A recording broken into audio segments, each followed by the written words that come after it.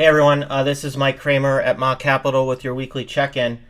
So markets have largely been moving higher into this week's monthly OpX.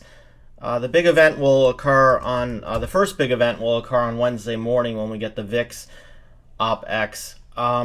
Currently, with the VIX expiration, we've seen the VIX drift down to about 17 or so, which is really the lowest level we've seen on the VIX going all the way back to early February. But if you go back after that, I mean, you're talking about a VIX that hasn't really been this low since January 5th of 2022 was when the last time was really the market high, basically. And so that's an interesting point here in time. Once we get past the VIX option expiration, it should allow the VIX to begin to move higher again. I'll show you why I think that may be the case. First of all, when we look at the VIX for option expiration, you can see that there's virtually no open interest across strike prices below 17.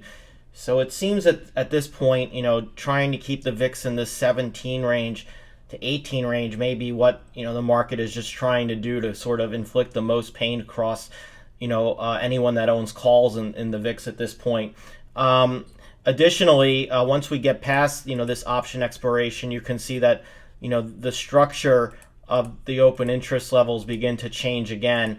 And you can see that there is some more options that are open down below at these lower levels. So it's going to be important to keep an eye on this 17 level on the VIX, because again, that's the level where we seem to see the least amount of open interest going into option expiration.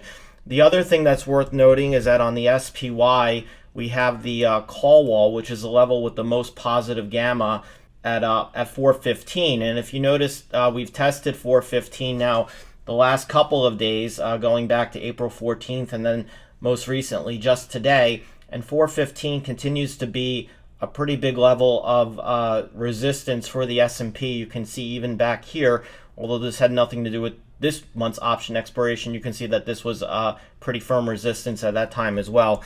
And that translates into an SPX that sort of can't get beyond 4165. It's also worth noting that the call wall in the S&P 500 is at 4200, which would take us right back to the February high. So while you can't rule out a potential rally in the S&P to 4200, as long as the call wall on the SPY remains around 4115, it seems that it's going to be very difficult for the S&P 500 to continue to rally going into Friday's expiration. And then when we look at the S&P on a daily chart, you can see that, here's the rising wedge that appears to be forming on the S&P. And you can see that again, here's our low point in October, and here we come up along the trend line.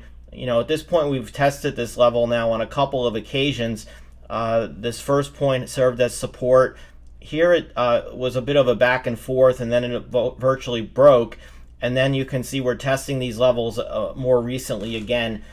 So again, this area around 4150 to 4200 on the S&P is really the key area of resistance. And if for some reason the S&P is able to puncture that high, you're talking about a market that could rise to around 4300. However, given the dynamics of the market currently, with the way the option market is laid out, a rally to above 4200 just doesn't look feasible at this point in time unless the option market begins to reprice in a different direction. And so that raises the possibility of a retracement at some point back down to the 3970 level and completion of this rising wedge pattern. If we look at the QQQ, again, the big gamma level for the Qs is at 320, and the call wall is at 320. So again, you're seeing the Qs really struggle at this 320 zone. We tested it again today, got up there, and just weren't able to get through, and that's translating to an NDX that really can't get beyond 13,200 or so. And again, this is remains the big level right here between 12,900 and 13,200, because if you can get past 13,200, it opens the door for a potential rally up to 13.7. If you get below 12,800, you're talking about a pretty significant failure, because this was the high.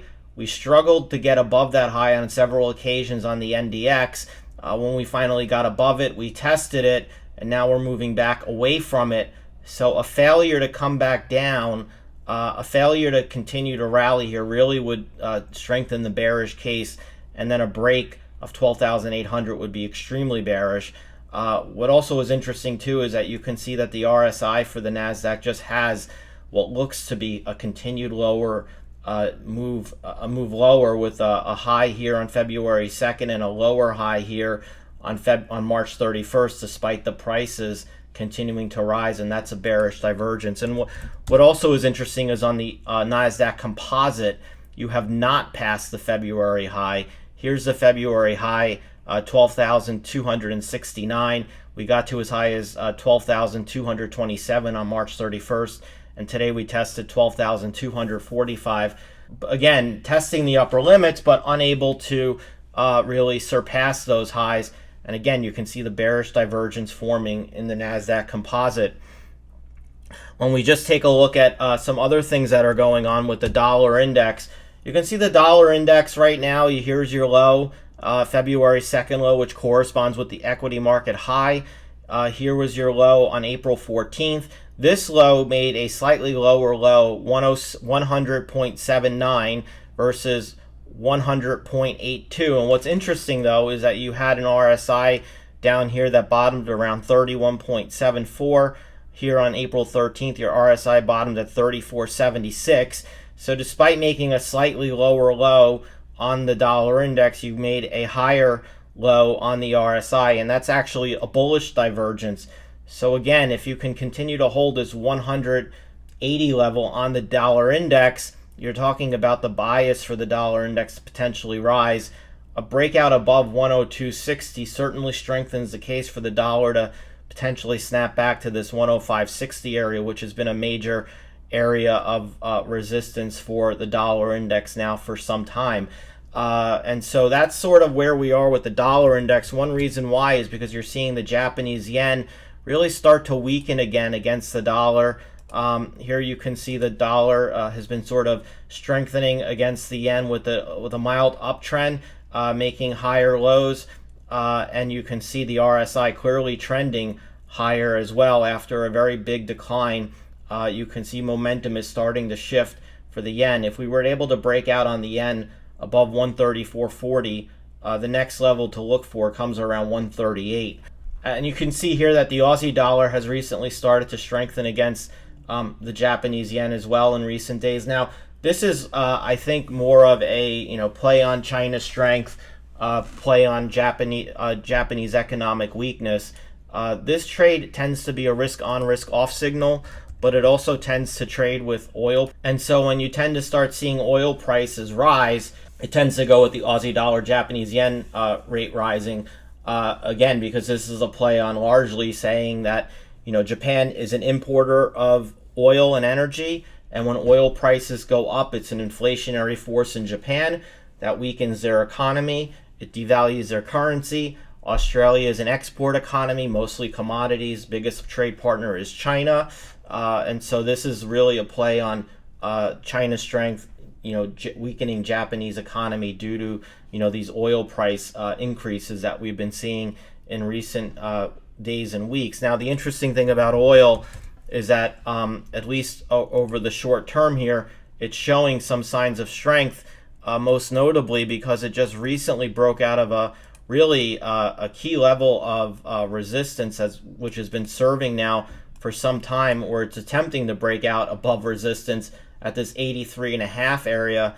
I mean, you could really mark this a little bit lower and try to make a case that it is building some momentum after it cleared this area of consolidation. Although oil is starting to get a little bit overbought, what I would be looking for here are higher lows on the RSI and an oil price that continues to move higher, and this really being the initiation phase of a potential bull run in oil, potentially to as high as 93 on at least in U.S. crude WTI crude oil. And finally, when we look at rates are really in an interesting spot here. The 10-year yield is attempting to really make a significant move higher here. 355 is a big area for the 10-year. You can see that if we can clear that area, and start building some momentum, there's a good shot you have of the 10-year getting back up to this 390 area. On the 2-year, we've talked about this now on a number of occasions. It's tried to break down on several occasions, but just has not been able to do so.